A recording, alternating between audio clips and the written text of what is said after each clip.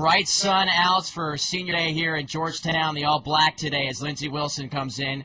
Both teams with the fate on their side in their own hands for Mid-South Conference East Division crown. As we welcome you here to Georgetown. Hello, everybody. I am Will Chambers. Jason Grefer will join me in just a moment. Well, pick your storyline, and we'll start with Georgetown.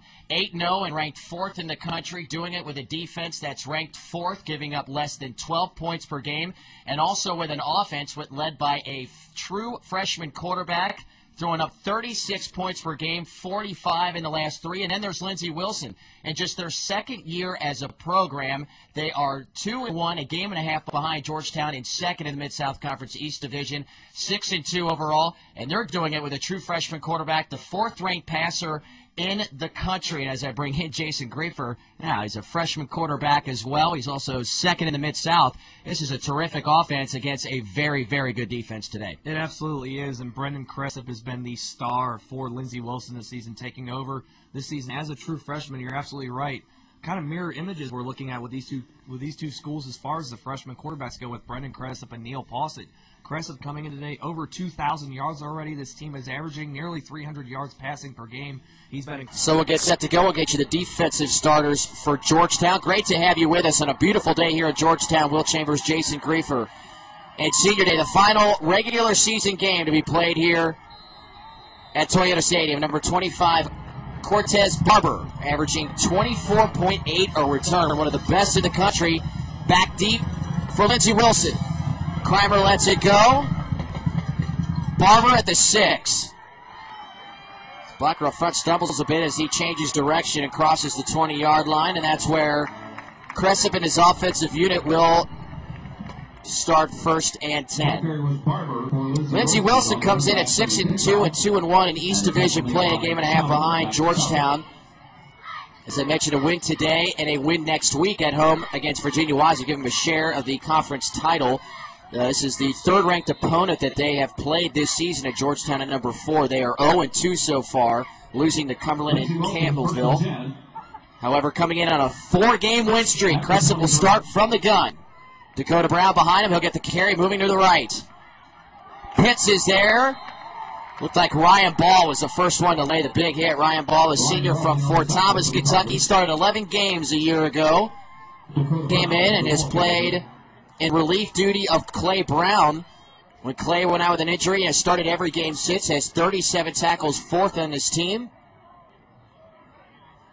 Former state champion back in 2007, was the most valuable player on that Highlands team, and that says quite a bit when you play for the Bluebirds and win a state championship. Cressip will throw this time on 2nd down and 7. He completes it, and after a short game, Shannon Cooper is taken down, the redshirt freshman out of Lexington. 3rd on the team in catches. That's his 24th of the season. Had a couple last week. So the first 3rd down coming up, we'll call it 3rd down and 3. Georgetown 31% on defense. Lindsey Wilson offensively at almost 35%. You'd say advantage Georgetown, certainly. Cressip throws, completes, looks to be enough for a 1st down as he finds his wide receiver Ben Maiden, the backup tight end over the middle of the field. So a nice conversion on 3rd down for the Blue Raider offense. Nice awareness there by Maiden to find the 1st down marker and stop right in front of Maiden. Looking at him as a backup tight end. He's also the 3rd-string quarterback, so a lot of versatility he offers for the Blue Raiders. He'll line up in the slot to the bottom side of your monitor. 4 wide receivers, trips to the near side. Here comes Zach Goebel.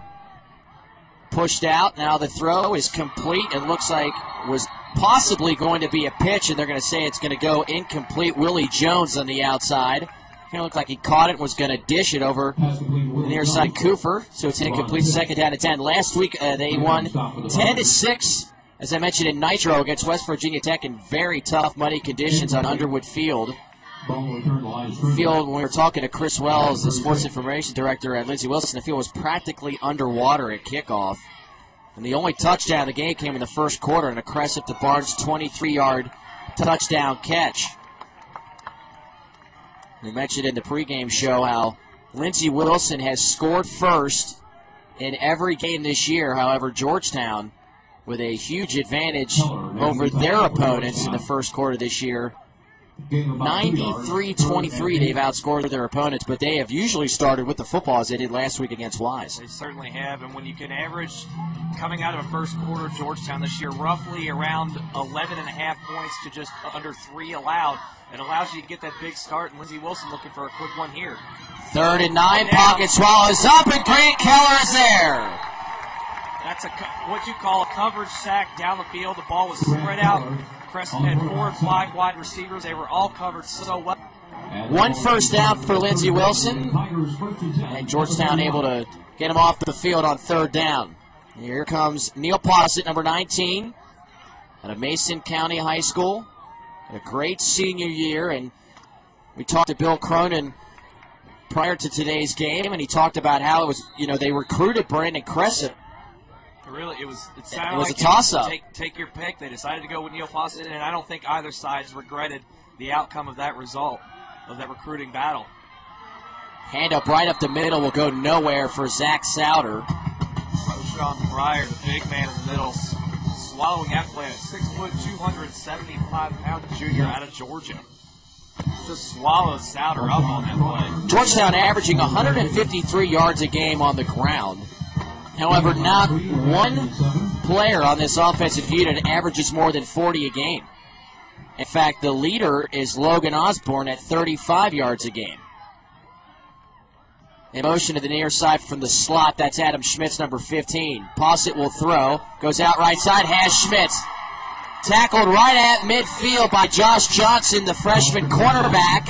The only person Schmitz had to beat on a beautiful out route to the far sideline, so Georgetown picking up where they left off offensively. A nice gain and a first down. Neil Posset threads the needle on that one. Alex Abner had it read. If that ball comes out a half a second earlier, Abner has the ball in his hands going the other way for a touchdown for Lindsey Wilson. Great timing by Neil Posset on the throw. 3-4 scheme for Lindsey Wilson defensively, as you can see, the 3 down linemen. Posset will go with 3 wide receivers to the left. This may be a busted play, but an out and up has a wide open receiver. It's Brandon Burdett. A flag comes in, and that far side judge, it looked like Posset wanted to go to the left side, moved out to his right, and Brandon Burdett, that's what you get taught when your quarterback scrambles to one side. If you're on the near side of the field, boom, you head right up that sideline. That's right what Brandon Burdett did. The penalty was against Lindsey Wilson. So the play will stand, and Georgetown moving the ball right down the football field. Yeah, Brandon Burdett, it seems like every time he gets in there, he makes some plays. An athletic kid that always seems to be in the right place at the right time when his number is called. You're right on the play, though. It looked like it was intended to be a quick pass out to the left side to perhaps Souter or Randy Doss. And Posset saw it wasn't a good option. Burdett made the right move. For the first time, 2 in the backfield for Neil Posset. He'll fake to Doss. He'll look for Burdett. Now throw in the middle. Wide open, Adam Schmitz, touchdown! You can't draw up an opening possession better than that. Your defense comes out and gets you the ball back in a hurry. Your offense, boy, they move the ball down the field with ease. That looked way too easy there. We know Lindsey Wilson can give up some yards and some points. Georgetown, boy, my goodness, what a blown coverage there. Adam Schmitz was 10 yards behind any Blue Raider defender. His first receiving touchdown of the game. He was the big receiver last week as that one gets through. Oh. Boy, coming in, it looked like number 98, Zach Templin, almost got a hand on it. And Crimer hits the post, and it still stays through. My goodness, Schmitz had 4 catches for 100 receiving yards last week. He has his first receiving touchdown this week with 10-11 left to play in the first quarter. The Tigers strike first and lead 7-0 on the Tiger Sports Network.